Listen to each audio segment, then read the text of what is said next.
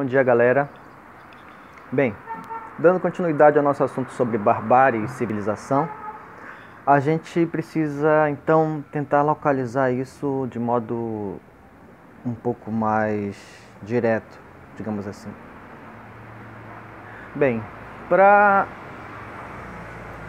os filósofos contemporâneos que tratam desse tema da barbárie, como eu falei, ligando ele mais a algo que nós podemos classificar como desumanidade, e aí nós vamos ter exemplos e exemplos.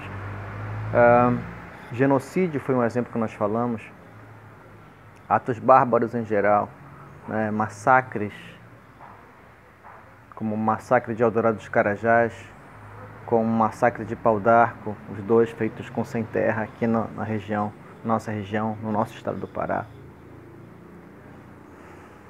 Massacres quando os colonizadores chegaram aqui no chamado Brasil hoje em dia, quando chegaram em países da América Central, massacraram povos indígenas no Brasil, massacraram incas, maias, astecas, massacraram indígenas norte-americanos. Tem expressões tão comuns que às vezes as pessoas não prestam atenção. Como quando se fala o último dos moicanos. O que é isso? Tem a ver com uma espécie de lenda, uma espécie de mito que se criou nos Estados Unidos, porque os moicanos eram uma etnia indígena. E o último seria aquele sobrevivente que também, no fim das contas, é exterminado. E no nosso caso aqui tem um quadro famoso, né? Não me recordo agora o pintor, não lembro se Portinari, não lembro realmente, a gente pode pesquisar, que é o último Tuxaua. Tuxaua também é uma etnia. O que viraram as etnias, né, para o comércio, para o capitalismo? Refrigerantes, né? Tuxaua, Coate, né? Nomes de produtos que na verdade não tem muito a ver com a cultura indígena, não tem praticamente nada, a não ser o extrato do guaraná, que é uma planta de uso milenar pelos indígenas. Enfim, o que os filósofos contemporâneos, e a gente tem uma referência importantíssima que é a chamada Escola de Frankfurt, formada na época, na primeira metade do século XX, na Alemanha. Frankfurt é uma cidade fabril, uma cidade de grande importância no capitalismo alemão. Essa escola de Frankfurt, vocês com certeza também tem a referência dela, tem a referência dela na disciplina de sociologia. Por que essa proximidade de filosofia e sociologia nessas teorias? Porque os filósofos de Frankfurt são também sociólogos. Eles estudam a sociedade e eles fundam muitas coisas que são estudadas em sociologia hoje em dia. Mas é possível estudar separado isso e depois unir na interpretação da realidade? É sim, claro. Então, esses pensadores, como Adorno, Horkheimer, Max Horkheimer, Walter Benjamin, têm uma relação direta, né, com esse estudo da barbárie, esse estudo da desumanidade nas sociedades contemporâneas. E eles vão viver um período que vários de vocês citaram nos exemplos da nossa primeira tarefa. Eles vão viver a época do nazismo, vão ser perseguidos por eles. Tem um livro fantástico de uma autora chamada Hannah Arendt. Talvez vocês lembrem que na primeira aula, no vídeo, eu estava segurando um livro dela, né? Hannah Arendt é uma filósofa da mesma época, alemã, assim como outros desses pensadores, era judia, né, da religião hebraica, e assim como vários deles também teve que fugir para não ser assassinada pelos nazistas, né, alemães e outros. Então, eles viveram essa época e por isso puderam refletir de perto. Mas antes da gente dizer como é que eles pensavam isso, e a gente vai começar a ver isso na leitura dos textos que eu vou passar para vocês aqui, para a gente começar a ler, né? Essa primeira apostila vocês vão ter, além do texto que eu já Passei para vocês semana passada alguns pequenos textos e comentários sobre esses filósofos da Escola de Frankfurt, no que diz respeito a essa barbárie. Mas para começar a pensar isso, a nossa tarefa de hoje é a seguinte, pessoal.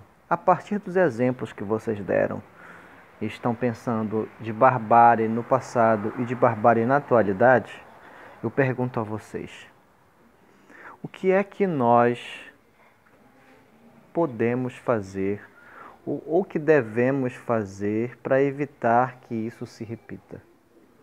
Para evitar que a escravidão se repita ou continue, porque vocês devem saber, o nosso estado do Pará é campeão mundial em trabalho escravo, infelizmente, né? Até hoje nas fazendas do Pará. E existe escravidão, tráfico humano pelo mundo ainda. Então, o que fazer para evitar isso? Entendam, a gente não é policial, a gente não é político no sentido do cargo político, né, deputado, senador. A gente não é rico, a gente não é... Nós não somos pessoas famosas que podemos fazer campanha na televisão. Nós somos estudantes e educadores aqui. Um educador, é meu trabalho esse, e vocês são estudantes. Qual é a tarefa? O que nós podemos fazer para evitar que isso aconteça? Tá? Pensem bem. E tentem redigir propostas, não só uma, várias. Tentem redigir o máximo de propostas que vocês tiverem de que ações, que coisas a curto prazo, imediatas, a médio prazo, um pouco mais demoradas, ou a longo prazo, durante muito tempo, que nós podemos e devemos fazer, já que percebam. Um massacre, o assassinato, como foi da irmã Dorothy aqui no Pará, e a perseguição a pessoas que querem um mundo melhor, justiça social, a tortura que foi feita na época da ditadura militar aqui no Brasil e em várias ditaduras pelo mundo, a tortura, a prisão injusta, a impossibilidade de você se defender, que seja, a impossibilidade de discordar, a impossibilidade de pensar livremente e discordar. Então a perseguição de várias formas aconteceu na história e acontece até hoje em vários regimes, em muitos países você não pode dizer o que pensa. Aqui no Brasil, hoje em dia, nós temos uma realidade, infelizmente, onde muitas pessoas que demonstram discordar de determinados governos, há várias tentativas de calar essas pessoas.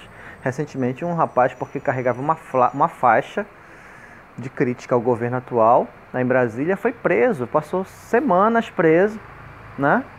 Quando a legislação brasileira garante a liberdade de expressão se você não tiver cometido nenhum crime na sua expressão, né? E se você faz uma acusação e que a pessoa que foi acusada acha que é falsa, ela tem direito de se defender, que é a questão da calúnia e difamação.